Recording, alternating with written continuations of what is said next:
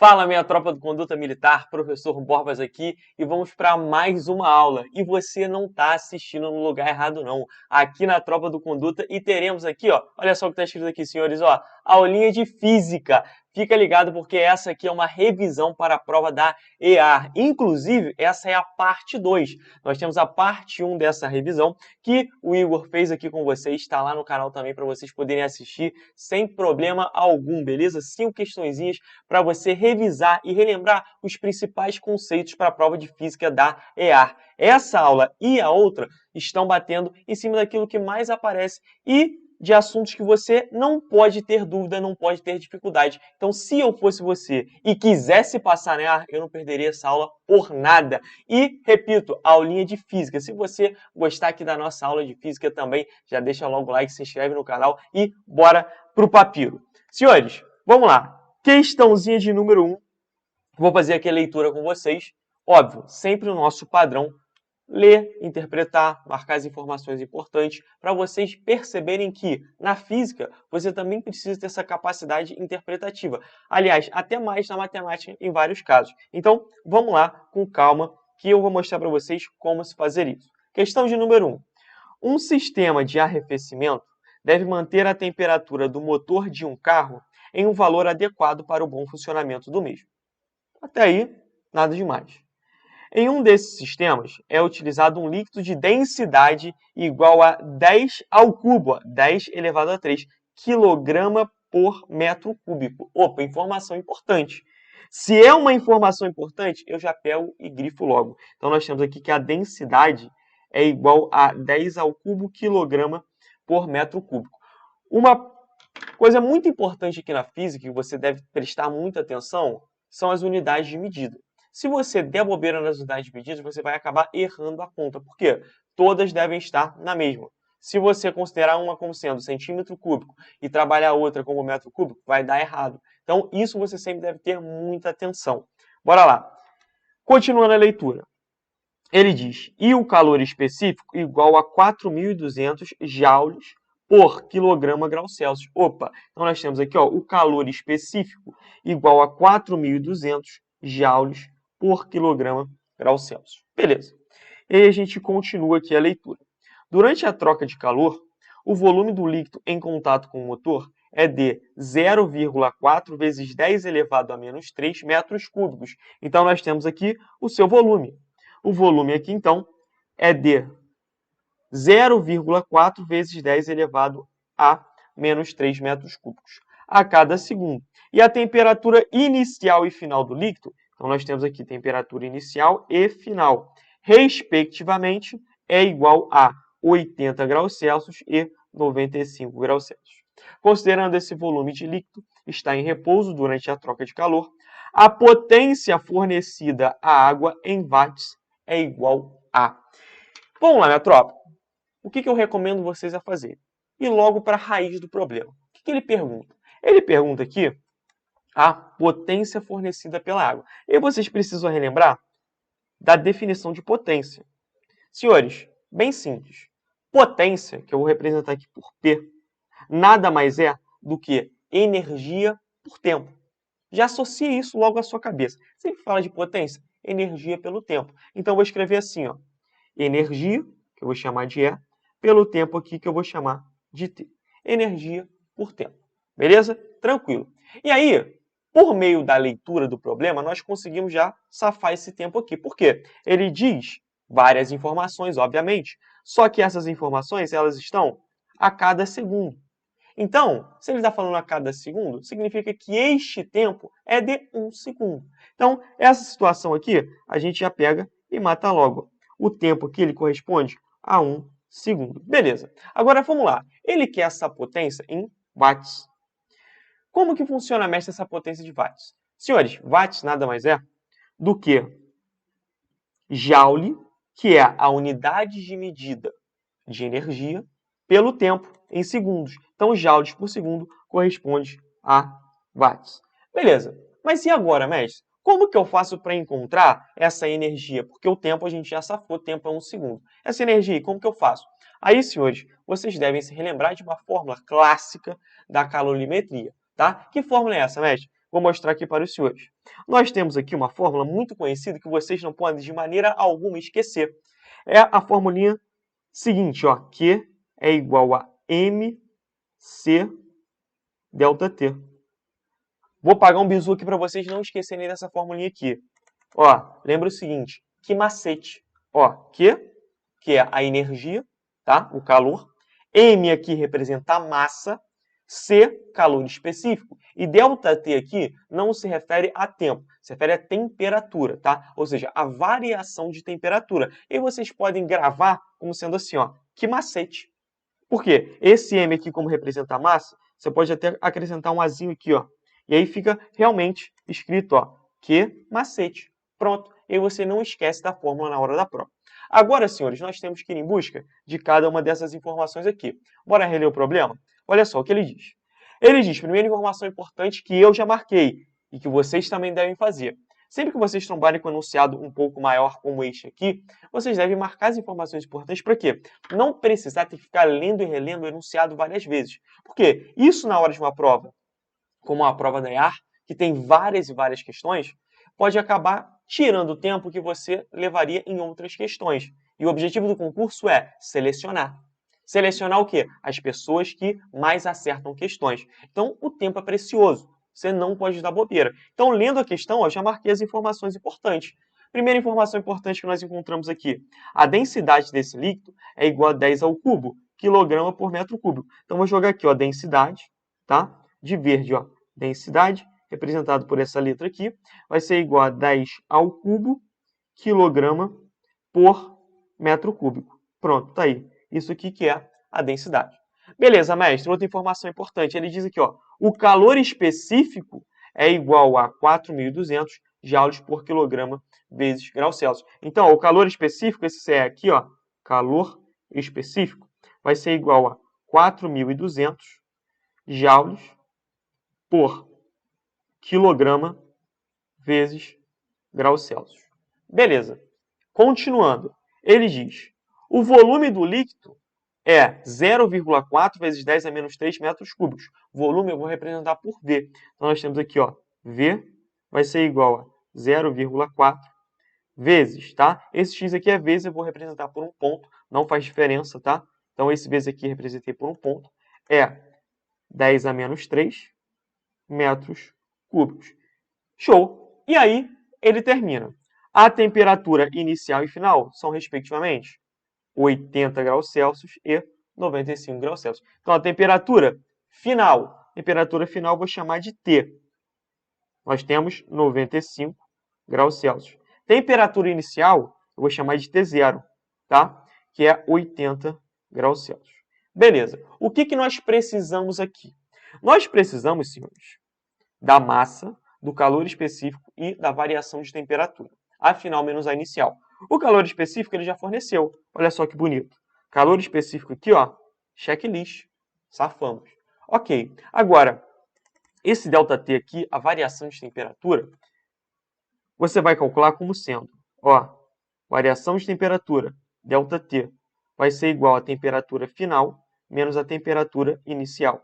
Então, o ΔT aqui será temperatura final. O problema nos forneceu essa informação, disse que corresponde a 95 graus Celsius. Então, vou jogar aqui, ó, 95 graus Celsius. Beleza. Menos temperatura inicial, que ele falou que vale 80. Então, menos 80 graus Celsius. Então, nós temos que a variação de temperatura aqui corresponde a 15 graus Celsius. Logo, matamos mais uma informação. Beleza. Agora está faltando outra. Está faltando a massa. Daí você pega e fala assim, pô, mestre, a questão não passou para a gente a massa. E agora, como que eu faço para resolver? Não passou diretamente. Mas você precisa relembrar de um conceito muito importante, que é a densidade. Senhores, densidade nada mais é do que massa sobre volume. Essa é uma fórmula que vocês não podem esquecer de maneira alguma. Por quê? As provas costumam fazer isso, que é, em vez de dar a massa de gasto para você, falar, ó, a massa é tanto, eles te dão a densidade e o volume. Por quê? Porque não fica de graça. Você precisa ter uma maldade, uma sutileza para conseguir chegar a esse valor. Pô, mestre, mas não é nada de impossível. Eu sei, mas para muita gente pega. Por quê? Já não consegue associar essa fórmula.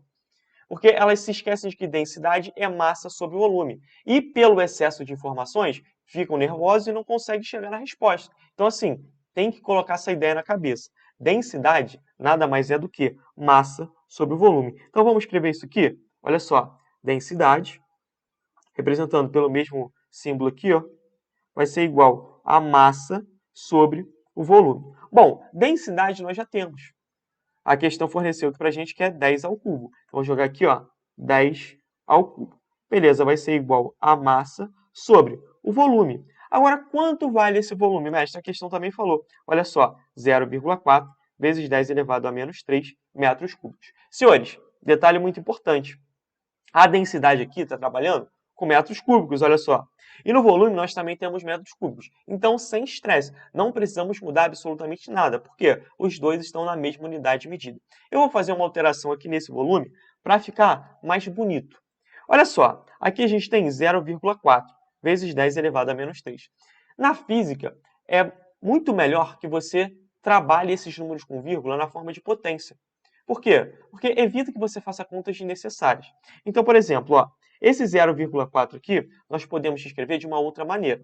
Concorda comigo que, e aí você tem que lembrar lá da matemática básica, 0,4 é a mesma coisa que 4 sobre 10. Se você pegar e dividir 4 por 10, vai ser o 0,4. Eu repito aqui, ó, vezes o 10 elevado ao cubo. Beleza. Agora, como aqui está dividindo por 10, esse 10 aqui no denominador, nós sabemos que o seu expoente ele corresponde a 1. Se eu quiser colocar esse 10 aqui do denominador para cima, o que eu devo fazer? Eu devo colocar um expoente negativo. É isso que eu vou fazer. Então, senhores, isso aqui nada mais é do que 4 vezes 10 elevado a menos 1 vezes 10 elevado ao cubo. Beleza? Eu repito a unidade de medida aqui, ó, metros cúbicos. Pronto.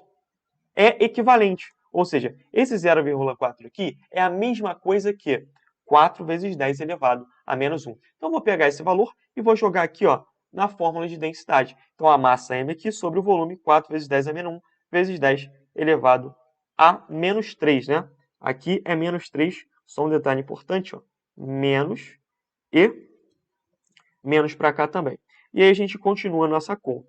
Então, aqui embaixo vai ser 4 vezes 10 elevado a menos 1, vezes 10 elevado a menos 3. Resolvendo essa expressão, esse cara aqui que está no denominador, dividindo, ele passa para o outro lado multiplicando. Assim, fica massa M vai ser igual a 4 vezes 10 elevado a menos 1, vezes 10 elevado a menos 3, vezes 10 ao cubo. Agora, olha só que maravilha, senhores. Nós temos aqui 10 elevado a menos 3 vezes 10 elevado ao cubo. Quando nós temos potências de mesma base se multiplicando, o que a gente faz? A gente soma os expoentes. Então, se eu somar aqui, ó, menos 3 mais 3 vai dar 0. Pô, mestre, não entendi, vou te mostrar melhor.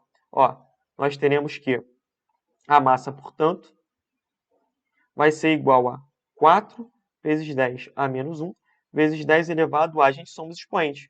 Então, somando aqui, a gente vai ter menos 3 mais 3. Vai ficar menos 3 mais 3. Só que menos 3 mais 3 dá 0. Então, isso aqui vai corresponder a 0.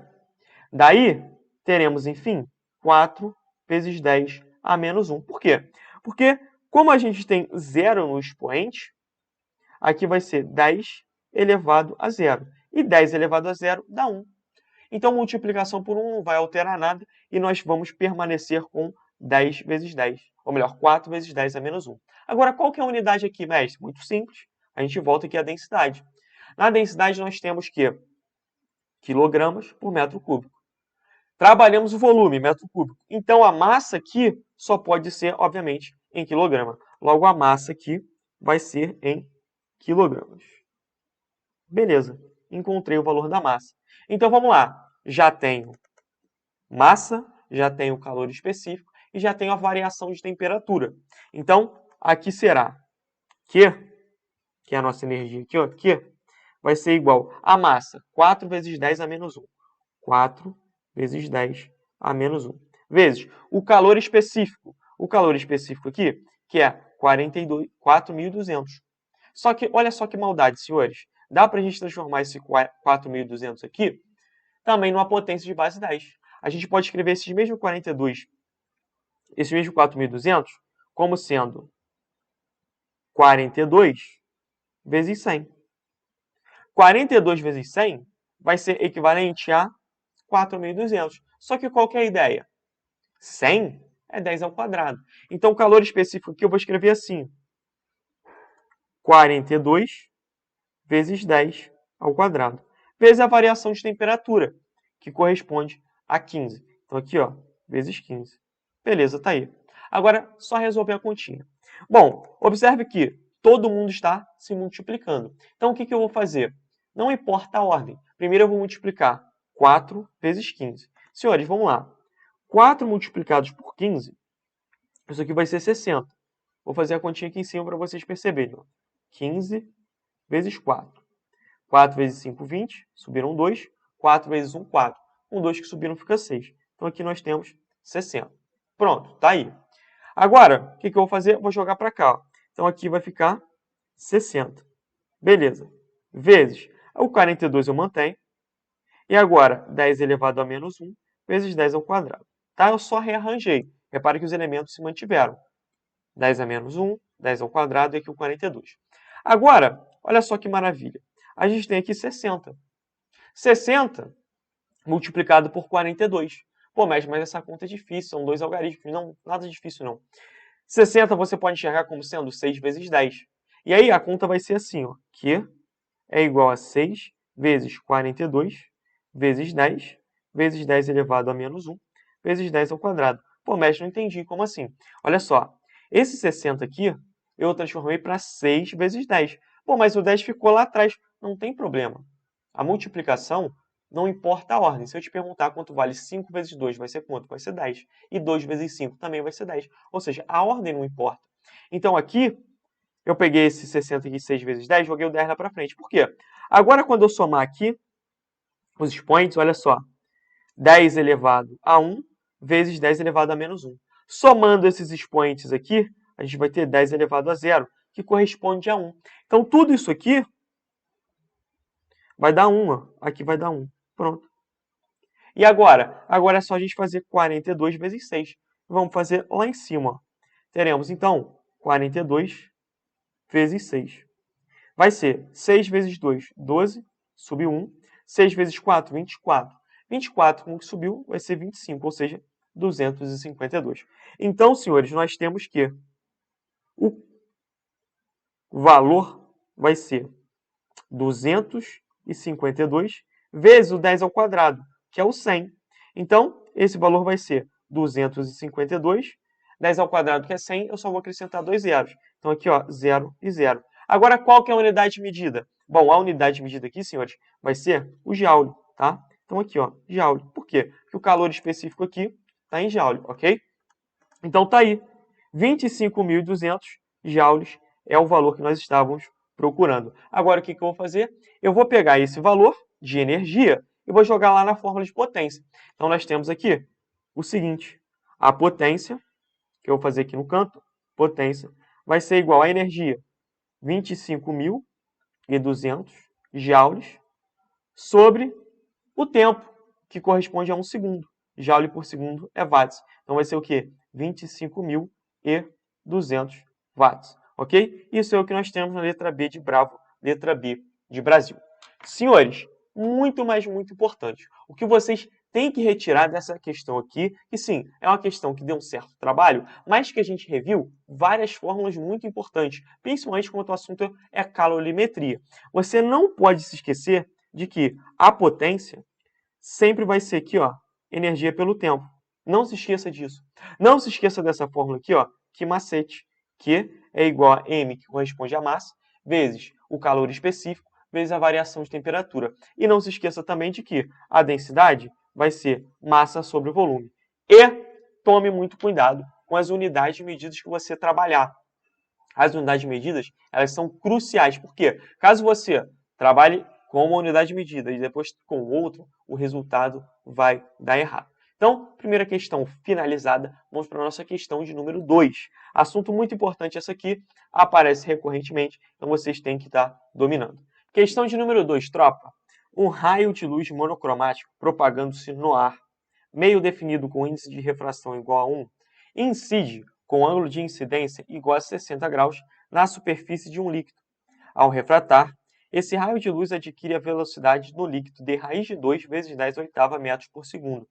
Considerando a velocidade da luz no ar igual a 3 vezes 10 oitava metros por segundo, qual deve ser o seno do ângulo de refração formado entre o raio de luz refratado e a normal?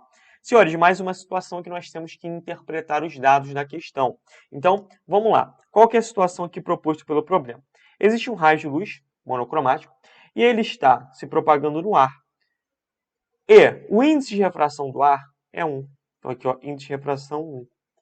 Quando ele passa de um meio para o outro, o que vai acontecer? Ele vai sofrer uma refração. E aí, de acordo com a normal, ele vai ter um ângulo de incidência e um ângulo de refração.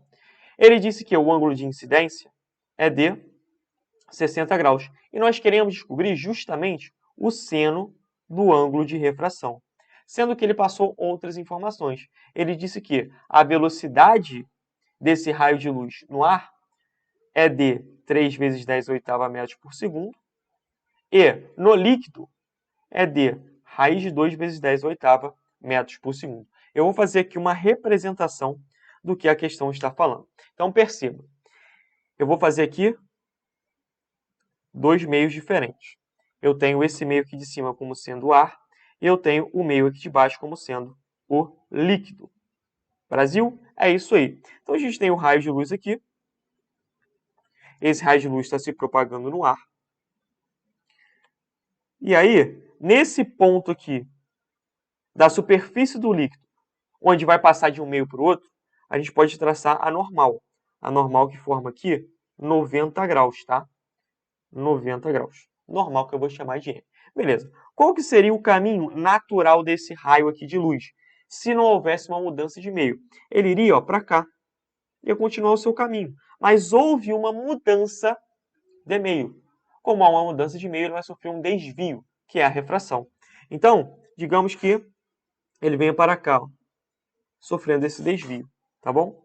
Tá aqui, pronto. O que ele diz? O ângulo de incidência corresponde a 60 graus. Então, aqui ó, nós temos 60 graus. E aqui eu vou ter um outro ângulo que eu vou chamar de ângulo alfa, tá? E aí é que mora a dificuldade, é aí que a gente tem que buscar. Na verdade, o que vocês precisam relembrar? Vocês precisam relembrar de um conceito muito importante lá da ótica, que é a lei de Snell. Que diz a lei de Snell? Seguinte, nós temos aqui o índice de refração do meio, que no caso aqui é o ar, então N do ar, vezes o seno do seu ângulo de incidência, que eu vou chamar aqui o seno então de 60 graus, que é um ângulo de incidência, vai ser igual ao índice de refração do meio, que no caso é o líquido, então N do líquido, vezes o seno do ângulo refratado, que no caso aqui eu chamei do quê? Eu chamei de alfa. Então, seno de alfa. Bom, essa fórmula aqui que nós vamos trabalhar. O que ele disse? Ele disse que o índice de refração do ar vai ser igual a 1. Ó. Índice de refração igual a 1. Então, aqui é igual a 1. O seno de 60 graus, aí nós já temos que saber decorado. Senhores, não se esqueçam disso. Seno de 60 graus corresponde a raiz de 3 sobre 2. Beleza, nós temos que descobrir quem? Nós temos que descobrir o seno de alfa. Então, basta que nós encontremos aqui o índice de refração do líquido para jogar nessa equação que a gente mata o exercício. Mas aí que tá. Mestre, como que eu faço para determinar o índice de refração do líquido, se a questão não passou? Você tem que se lembrar que o índice de refração ele pode ser calculado como sendo a velocidade da luz no vácuo sobre a velocidade da luz no meio em que ela vai atuar. No caso aqui, o meio que ela vai atuar nesse líquido, a velocidade é de raiz de 2 vezes 10 oitava metros por segundo. Então aqui, ó, essa velocidade aqui, a gente pode colocar como sendo raiz de 2 vezes 10 a oitava metros por segundo. Beleza. Mas o que esse C aqui? É a velocidade da luz no vácuo ou no ar, tá? Que a gente aproxima, dando praticamente a mesma coisa. 3 vezes 10 a oitava metros por segundo. Então aqui, ó, 3 vezes 10 a oitava metros por segundo. Agora, senhores, reparem. Estou multiplicando em cima e embaixo por 10 a oitava. a gente pode simplificar. Ó, corta, vai dar 1, perfeito? Então aqui teremos 3 sobre raiz de 2. Esse é o índice de refração do líquido. Agora a gente pega essa informação e coloca lá na lei de Snell. Pô, mestre, preciso racionalizar isso aqui? Posso racionalizar? Racionalizar eu sei, pô. Não há necessidade não. Pô, era só o que eu sabia fazer da questão? Sem problema. Aqui você vai aprender a fazer a questão sem dificuldade. Olha só, não precisa racionalizar não, Irro. Porque jogando aqui na equação, a gente vai matar essa situação. Olha só, índice de refração do ar é 1. Tá aqui, ó, 1. Beleza. Vezes, agora, seno de 60, raiz de 3 sobre 2. Então, vezes raiz de 3 sobre 2. É igual a índice de refração do líquido, 3 sobre raiz de 2. Então, 3 sobre raiz de 2. Vezes o seno de alfa, que é o ângulo de refração. Senhores, vamos lá. 1 vezes raiz de 3 sobre 2. É o próprio 1. Agora, esse raiz de 3 aqui que está dividindo, joga para o outro lado multiplicando. Então, teremos raiz de 3 vezes raiz de 2 sobre 2. É igual a 3 vezes o seno de alfa. Agora, 3 está multiplicando, joga para o outro lado dividindo. Teremos raiz de 3 vezes raiz de 2 sobre 2 vezes 3. Isso aqui é igual ao seno de alfa. Beleza? Então, vamos lá, chegando um pouquinho para cá para vocês poderem perceber. Olha só, seno de alfa vai ser igual a... Bom, a gente tem aqui raiz de 3 vezes raiz de 2. Como os dois têm o mesmo índice, os dois são raiz quadrada, é só multiplicar 3 vezes 2. 3 vezes 2 dá 6. Então aqui fica raiz de 6 sobre... Agora aqui embaixo nós temos 2 e 3. 2 vezes 3 dá 6 também. Então aqui, ó, raiz de 6 sobre 6 é o valor do seno desse ângulo. Gabarito fica sendo a letra D de delta. Safo, senhores? Então, questãozinha aqui de ótica para vocês relembrarem uma fórmula muito importante que é a lei de Snell. Não só a lei de Snell, como também como você faz para determinar o índice de refração de um meio, tá bom? Então, não se esqueça dessas duas informações que são muito importantes, senhores. Tanto essa aqui quanto esta. Gabarito, letra D. Bora para mais uma questão, então? Olha só, questãozinha de número 3, ondas. Um assunto muito interessante que também costuma aparecer. Questão 3. Um garoto amarra uma das extremidades de uma corda em uma coluna fixada ao chão e resolve brincar com ela, executando um movimento vertical de sobe e desce na extremidade livre da corda em intervalos de tempos iguais, produzindo uma onda de pulsos periódicos, conforme é mostrado na figura. Então a situação é essa aqui. Eu imagino que todo mundo, alguma vez na vida, já fez isso, né? Amarrou a corda ali, no caso, numa pilastra, enfim, numa coluna, e aí fica fazendo um movimento aqui, ó, para cima e para baixo, ok? Quando você faz esse movimento repetidas vezes e de forma uniforme, o que acontece? Gera essas ondas aqui, ó, tá? E aí, a gente vai trabalhar em cima dessa situação. Sabendo que a frequência da onda formada na corda é de 5 Hz, determine a velocidade dessa onda em metros por segundo. Senhores, aqui é uma fórmula clássica lá da ondulatória, que assim, vocês não podem esquecer de forma alguma.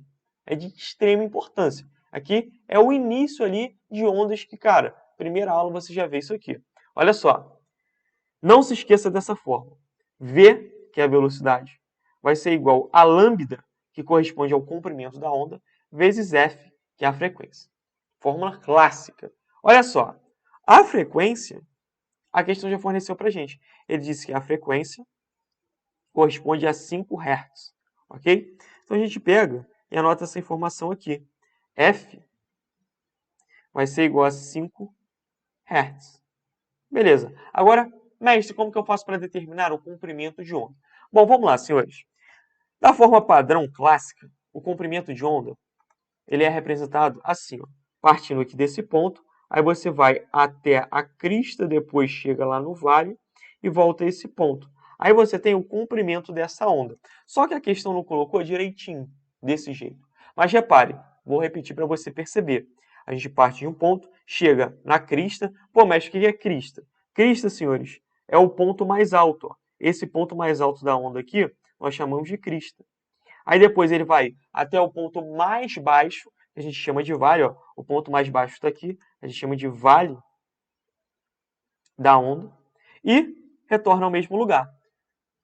Repare que ele jogou aqui pra gente, ó, 20 centímetros e 20 centímetros. E aí você não pode ser afobado e afoito de pensar o seguinte, pô, ele jogou 20 aqui, então o comprimento da onda é 20. Porque se você fizer isso, o que vai acontecer? Vai ter resposta para você marcar. E aí você vai estar, pô, todo bobo. Você vai chegar ali no teu amigo pós-prova, né? Caderninho de questões na mão, e falar assim, pô, essa aqui de ondas, pô, mole, era só jogar na fórmula de velocidade. Pô, essa fórmula aí tá no meu sangue, pô, estudei pra caramba, velocidade é o quê? É comprimento de onda vezes frequência. Pô, comprimento de onda, a questão deu de graça, 20. Pô, não pode errar uma questão dessa não. Aí teu amigo, safo, sagaz, vai chegar pra você e falar assim, não, cara, tá errado, pô. Comprimento de onda não é 20 não. Você tinha que analisar direito. E aí, já dá aquela gelada, né? Você fala assim, quê? Logo na ar. Que, pô, uma questão vale muito. Você tem que, pô, acertar uma quantidade bem grande ali de questões para conseguir ter uma média boa e conseguir se classificar. Aí você fala, pô, brinca comigo não. Já dá aquele gelo na espinha. Senhores, vamos lá. Olha só. Considerando a partir daqui, desse pontinho aqui embaixo, do vale, como que vai ser? Ó, você parte aqui do vale, vai chegar lá na crista, lá em cima. Só que isso aqui é metade da onda. Metade. Falta a outra metade, tá? Então você parte aqui da crista e chega onde? E chega aqui no vale, beleza? Aí sim, você tem uma onda, tá? Essa aqui é a onda, o comprimento da onda. Pô, mestre, mas e aí? Como que eu faço para encontrar esse tamanho? Simples. Vamos projetar agora esse 20 centímetros lá de cima, aqui embaixo. Ó. Projetando aqui, nós teremos o comprimento total. Ó, quanto que vale esse pedaço todo aqui? Bom, a questão falou pra gente que vale 20. Ó. Projetando esse camarada aqui embaixo. Temos aqui 20 centímetros. Então, o comprimento da onda, lambda, vai ser 20 mais 20. Ou seja, o lambda vai corresponder a 40 centímetros. Beleza. E agora eu só substituo na fórmula. Teremos, então, velocidade da onda vai ser igual a comprimento, 40 centímetros. Só que, como eu falei para os senhores, na física você deve se atentar às unidades de medida. Senhores, não podemos trabalhar com centímetros. Por quê? No sistema internacional, a unidade de medida para comprimento é um metro. Então, eu preciso transformar esses 40 centímetros aqui em metros. E você pode fazer isso por meio de uma simples regra de 3. Você pode relembrar que 1 metro ele equivale a 100 centímetros. Então, 40 centímetros vão corresponder a quantos metros? Não sabe? Chama de x. Aí multiplica cruzado agora. X vezes 100, 100x, é igual a 40 vezes 1. Que dá o 40, né? Então, esse 100 aqui, senhores, que está multiplicando, você joga para o outro lado dividindo. E aí teremos x vai ser igual a 40 sobre 100. Logo, x vai ser igual a... Aqui a gente pode cortar. Corta 0 com 0. E aí vai ser 4 sobre 10. Perfeito? E aí, minha tropa, a gente pode deixar assim. Vamos deixar assim, 4 sobre 10 metros. Beleza. Então, vamos substituir lá. Olha só, comprimento de onda, 4 sobre 10. 4 sobre 10. Vezes a frequência, que é 5. 5, beleza. Então, a velocidade vai ser igual a... Bora lá. Ó, aqui a gente pode simplificar. O 10 está no denominador, a gente tem 5 multiplicando. Se você dividir 10 por 5, vai ser quanto? Vai ser 2. Então é isso que eu vou fazer. Olha só, 10 dividido por 5 vai ser 2. Aqui fica 1 e aqui fica 2. Teremos então 4 sobre 2. Velocidade vai ser 4 dividido por 2, vai ser 2 metros por segundo. Gabarito, letra B de Bravo. Safo? Então, tome muito cuidado. Porque você tem que, primeiro, analisar qual é que vai ser o comprimento de onda. Porque se você considerar como sendo 20 centímetros, vai dar errado. Se você considerar 40 centímetros e não transformar para metros, também vai dar errado. Se você esqueceu de transformar para metros, se você não sabe determinar o comprimento de onda, vai ter resposta para você marcar e você vai sair todo bobo achando que acertou, que chegou na resposta correta.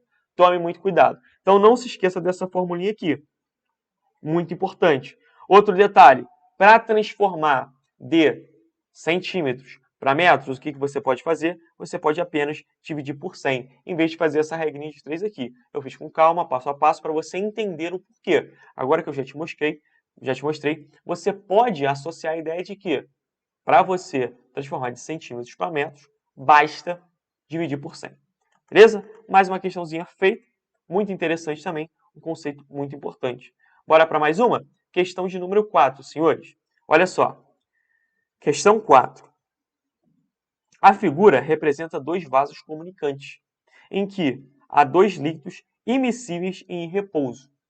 Pô, mas o que são líquidos immiscíveis? São líquidos que não se misturam, ok? Eles ficam divididos, separados. Em repouso significa que eles estão parados, ok? Em equilíbrio.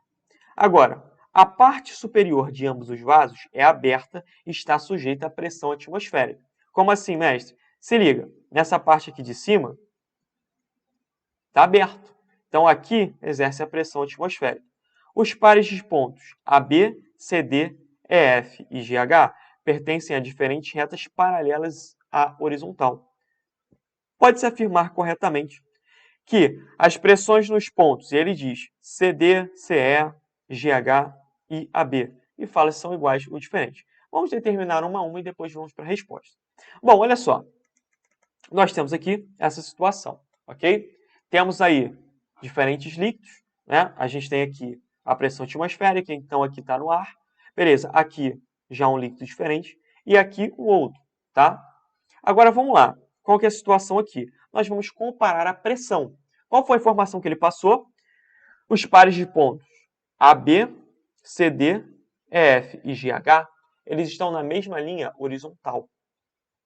Ou seja, na mesma profundidade. E aí, a gente tem que avaliar. Olha só, vamos comparar A com B. Repare, tanto A quanto B, eles estão aqui na mesma profundidade, na mesma linha horizontal. E em qual meio eles estão? Eles estão no ar. Eles estão somente com a pressão atmosférica. Então, eu posso afirmar com certeza que A e B, eles estão na mesma pressão. Vou escrever aqui, ó, mesma pressão. Por quê? Porque isso aqui é uma propriedade, senhores. Uma propriedade. Quando nós temos pontos que estejam na mesma linha horizontal, ou seja, na mesma profundidade, beleza? Mesma profundidade. No mesmo meio que está em equilíbrio, eles estão sob a mesma pressão, que é o caso aqui. Os dois estão no ar, estão na mesma linha horizontal. Então, nesse caso aqui, estão sob a mesma pressão. Agora, vamos lá, preste atenção aqui no próximo par de pontos. Nós temos aqui o ponto C e o ponto D. Senhores, C e D. Reparem, o D ele está na mesma linha horizontal do C. Porém, no D aqui nós temos exercendo a pressão apenas atmosférica. No C já é outra situação. Por quê? Além da pressão atmosférica, que está aqui em cima, nós também temos a pressão do meio em que ele está. Nesse líquido aqui, ó, rabiscado. Então, se eles estão em meios diferentes, em líquidos diferentes, o que significa? Significa que eles não têm a mesma pressão. Então, aqui, ó, temos pressão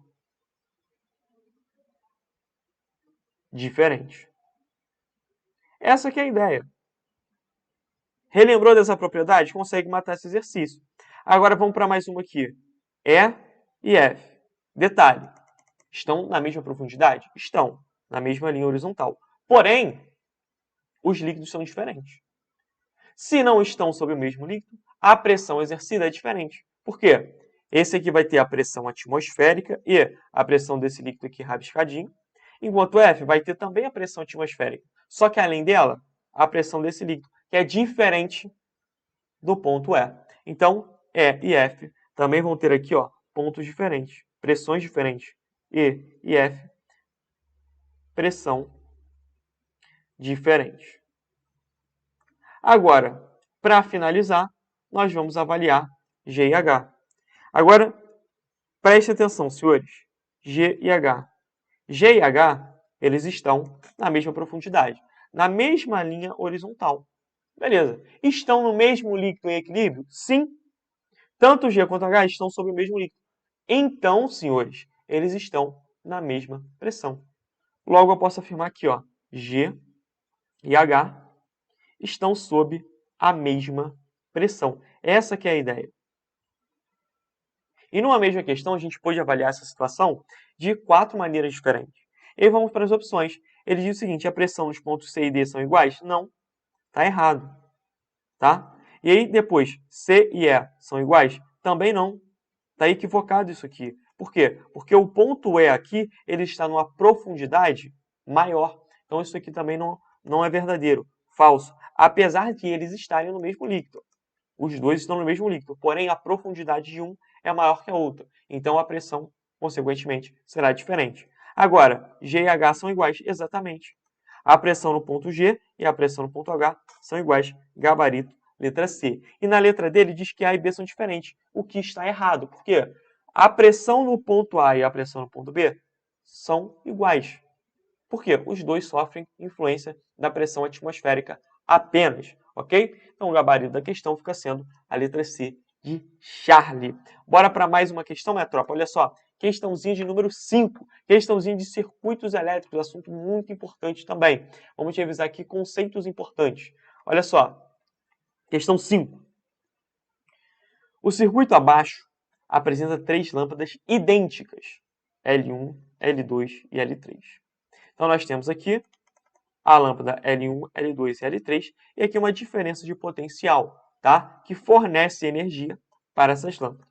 E aí ele fala, se a lâmpada L3 queimar, o que acontece no circuito? Senhores, vamos lá. Eu vou redesenhar esse circuito aqui para ficar mais visual para vocês. Então, eu vou pegar aqui um outro espaço e vou representar a mesma situação, só que de uma forma diferente, para vocês conseguirem entender um pouco melhor o que está acontecendo aqui.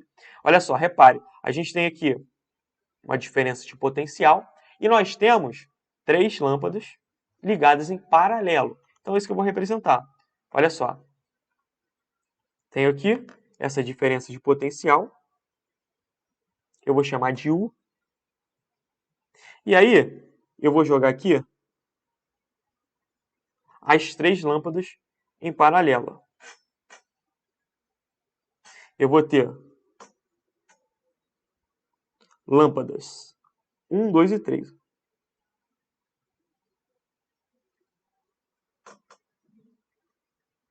Essa que é a situação. Vou ter aqui lâmpada que eu vou chamar de L1, essa lâmpada aqui que eu vou chamar de L2 e essa terceira lâmpada aqui, L3. Qual que é a situação hipotética que ele está colocando para a gente? Caso a lâmpada L3 queime, o que vai acontecer? E aí ele faz uma série de afirmações em relação à corrente desse circuito. Então, vamos representar a situação aqui? Olha só, de novo, eu tenho essa diferença de potencial, a DDP. Só que, agora nesse novo circuito, o que vai acontecer? Eu não terei a lâmpada L3, porque a lâmpada L3 queimou. Então, a situação vai ser diferente. Só vou ter aqui L1 e L2. Ó, mantenho aqui a L2 e mantenho aqui a L3. Pô, mas o que vai acontecer isso aí? Senhores, vamos lá, presta atenção aqui. As lâmpadas são idênticas. Brasil, perfeito? Se as lâmpadas são idênticas, significa que elas têm a mesma resistência. As resistências são iguais. Então, por exemplo, se eu disser que a resistência dessa lâmpada aqui é R, todas vão ser R também. Por quê, mestre? Porque são idênticas. Não muda. Beleza. Outra informação importante. As lâmpadas estão em paralelo. Se elas estão em paralelo, o que significa? Que a diferença de potencial em cada uma delas vai ser igual. Vai ser idêntica. Ok? Então, por exemplo, se eu disser que a DDP aqui é U', aqui vai ser U', e aqui também vai ser U', tá? Igual para cada uma delas. Brasil? Beleza. Agora, vamos relembrar aqui de uma fórmula muito importante lá de circuitos elétricos. E nós temos aqui, olha, U é igual a R vezes I. Ou seja, preste atenção aqui.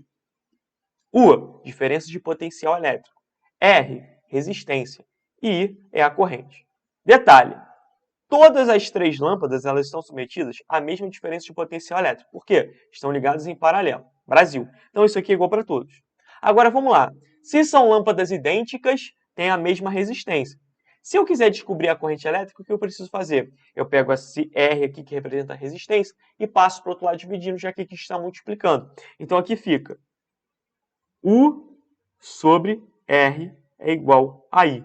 Formulinha muito importante também. Ou seja, se eles estão na mesma DDP e têm a mesma resistência, eles serão submetidos a quê? Eles serão submetidos à mesma corrente elétrica. Então, preste atenção aqui. A corrente elétrica que passa aqui, se eu chamar de I, aqui também vai ser I, para L2, e para L3 também vai ser I. Brasil? Todos têm a mesma corrente elétrica. Nesse caso aqui, qual é que vai ser a corrente total do circuito? O I total desse circuito aqui, que eu vou chamar de IT, vai ser I mais I mais I. Então, o I total vai ser igual a 3I. Pronto. Tá aí. Essa é a situação para as três lâmpadas funcionando. Agora, vamos lá, preste atenção aqui. O que vai acontecer? A lâmpada L3 vai queimar. Fora da jogada. E aí nós teremos apenas L1 e L2. Só que, vamos lá, senhores, prestem muita atenção aqui. Nessa situação aqui, quanto vale a resistência? A mesma coisa. Por quê? Porque as lâmpadas são idênticas, não mudaram. Então aqui ó, vai ser R e aqui também vai ser R. E a diferença de potencial vai continuar, senhores. A diferença de potencial não muda. Então aqui, ó, chamar aqui de Ulinha, aqui também vai ser Ulinha. Brasil? Então, a corrente vai continuar a mesma. Ou seja, a corrente elétrica aqui vai continuar sendo I, e aqui embaixo também vai continuar sendo I. Não vai mudar, não vai se alterar. Brasil? Porém, a corrente total do circuito agora mudou. Por quê? Como eu não tenho a corrente atravessando aqui a lâmpada L3, vai ser o quê? I mais I, que vai responder a 2I. Ou seja, quando a lâmpada L3 queimar, a corrente que vai passar nas lâmpadas vai continuar a mesma, porém a corrente total do circuito vai diminuir. Então, vamos avaliar as opções? Olha só, voltando aqui, nós temos a corrente total aumenta? Não, a corrente total diminui. Então aqui é falso. Letra B, a corrente total diminui, Brasil. E as correntes nas lâmpadas restantes aumentam? Não. As correntes nas lâmpadas restantes continuam a mesma coisa. Então aqui, ó, falso. A corrente total aumenta? Não, está errado também, falso. E a letra D, a corrente total diminui e as correntes nas lâmpadas restantes permanecem inalteradas. Exatamente, este é o nosso gabarito. Gabarito, letra D, de delta. Então, senhores, não se esqueçam dessa situação aqui. Numa associação em paralelo, a DDP ela é a mesma. Se eles estão se tratando de lâmpadas iguais, as resistências também serão iguais. Por consequência, a corrente elétrica que vai passar ali em cada uma delas será igual. Safo? Pô, mestre, mas então o que muda aqui? O que muda é a corrente total. Isso faz com que a DDP, no caso aqui, se fosse uma bateria fixa ligada a essas lâmpadas, a bateria ia durar mais tempo, ok? Era isso que iria acontecer. Por quê? Porque a corrente consumida seria menor. Então o gabarito aqui fica sendo a letra D de delta. Senhores, podemos aqui revisar nessa aulinha de física alguns conceitos muito importantes para a prova da EAR aí que está se aproximando. Vimos aí circuitos elétricos, vimos calorimetria, vimos ondas, muito importante, ótica também. Então, assim, espero ter ajudado a cada um de vocês, relembrando essas informações importantes em cada uma dessas formas. Se você gostou dessa aula, não se esqueça aqui ó, de deixar o like e se inscrever no canal também. Se teve alguma dúvida, pode deixar nos comentários que nós estamos aqui para ajudar a cada um de vocês. E não se esqueça de ter espírito de corpo, guerreiro. Manda essa aula aqui para o guerreiro que está no papiro junto contigo para ajudar a ele revisar esses conceitos e chegar quente na prova. Forte abraço e tamo junto.